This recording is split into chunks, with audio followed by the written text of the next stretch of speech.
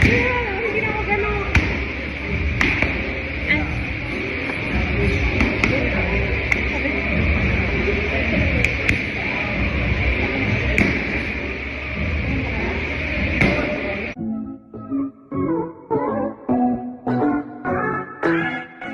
Andy Eigenman mukhang mas nag-e-enjoy magstay sa Manila sa bahay ng kanyang nanay Jacqueline Jose. Ganito nga ang araw-araw na kanyang ginagawa. Talagang ginugugol niya ang oras niya sa pagwo-workout at sinasamahan din siya ng kapatid na si Stevie Eigenman. Panoorin at kung hindi pa nakasubscribe, don't forget to click subscribe and hit the notification bell to keep you updated.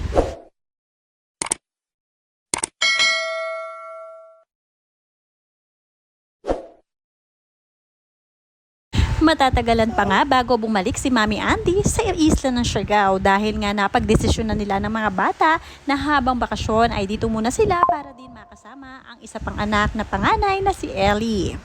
Sa ngayon nga ay kasama niya ang kapatid na si Stevie Eigenman at naglalaan siya ng oras para sa kapatid na nanggaling sa Siargao na si Andy.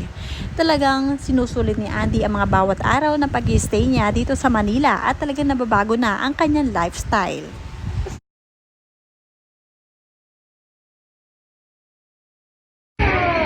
Hindi na ako gano'n.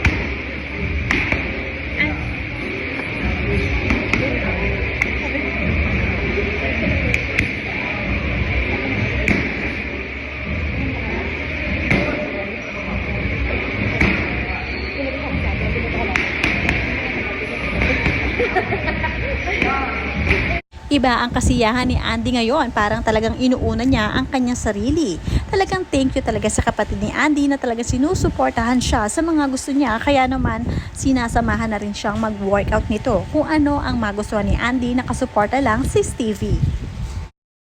Marami nga sinusubukan gawin ngayon si Andy habang nasa Manila na hindi naman niya nagagawa sa isla ng Siargao. Kaya sinusulit niya ang moment na ito at mukhang nakahiligan na rin niya mag-pilates ngayon. Kaya naman talagang matatagalan siya sa Manila dahil wala namang ganito sa isla ng Siargao.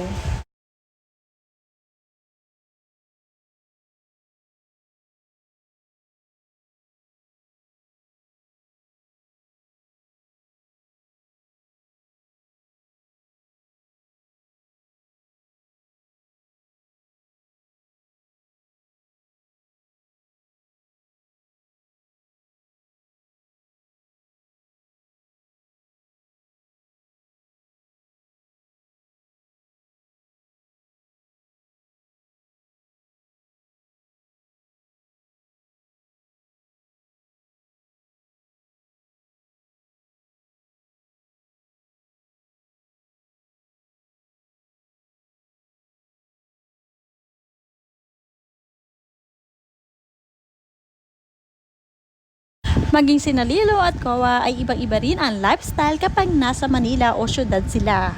Talagang magaganda ang mga dress at bagay na bagay kay Lilo na nagiging kikay siya.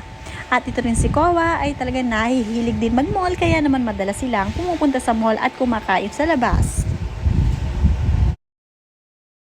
Hindi nga mahirap pakainin ang mga anak ni Andy Eigenman na sina Lilo at Koa. Kahit nga nasa restaurant sila, prutas pa rin ang kanilang hinahanap. Sa bahay naman ay ginagawa sila ni Mami Andy ng mga fresh fruits with cereals kasi ito ang paborito ng kanyang mga anak, ang healthy food. Ito nga ang ginagawa nilang breakfast sa araw-araw. Pati na rin sa restaurant, umu-order sila ng fruits. Ngayon nga ay sa bahay talaga ni Nanay Jacqueline sila tumutuloy. Kaya naman talagang matagal silang mag-i-stay dito para matauhan nila ang bahay ng kanilang nanay. Nami-miss nga ni Lilo si Nanay Jacqueline, kaya naman napaselfie ito at sinabing I miss you nanay. Talaga ito ang kanilang favorite spot sa bahay ni Nanay Jacqueline, ang kusina kung saan sabay-sabay silang kumakain at pinaglulutuan sila ni Nanay Jacqueline noong nabubuhay pa ito. Nakakalungkot lamang dahil nga maagang lumisan si Nanay Jacqueline sa kanilang piling, kaya naman pati si Lilo ramdam din ang kalungkutan. Kaya naman napasabi at napasulat na lang si Lilo, Nanay, I miss you.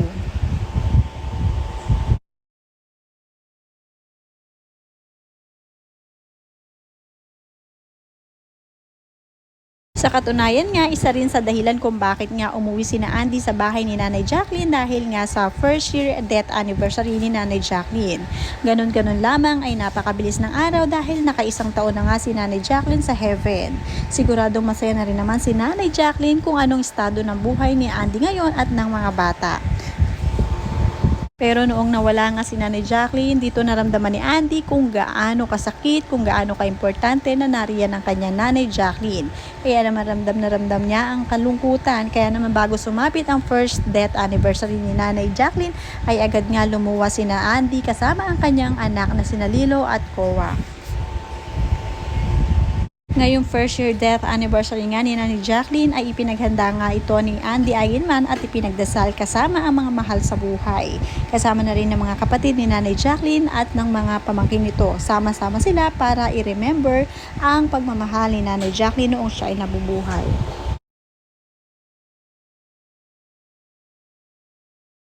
Kahit naman sa Manila tumutuloy sina Lilo ay talaga namang hindi nawawala sa kanila ang kanilang kasipagan.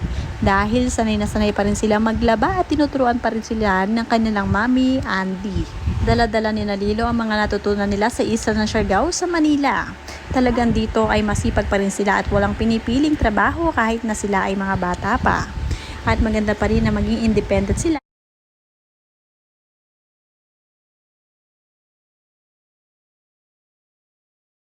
Oo.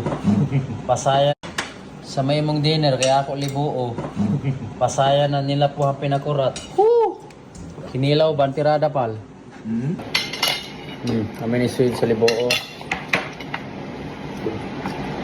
Gawin mo, Pagano sa mo. hindi mo na pang sabaw po. Ay! Tama na, ay! Sa may mong dinner kaya ako libuo. Pasaya na nila po ang pinakurat.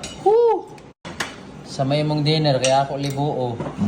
Pasaya na nila po ang pinakurat. Kinilaw bantirada pal.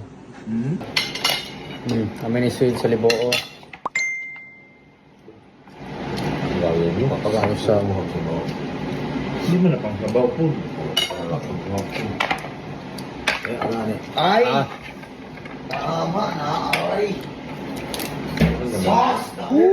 Ang bakion ni mo niya. Kung wala na ako diri. Muli yung gasam sa bayay.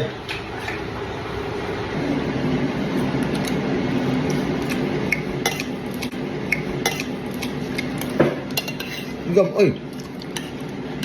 Ako pa. Ito na to. Kaangkog tarong kay para busog ko. Kaya na ito itong ano ba? Pinasal.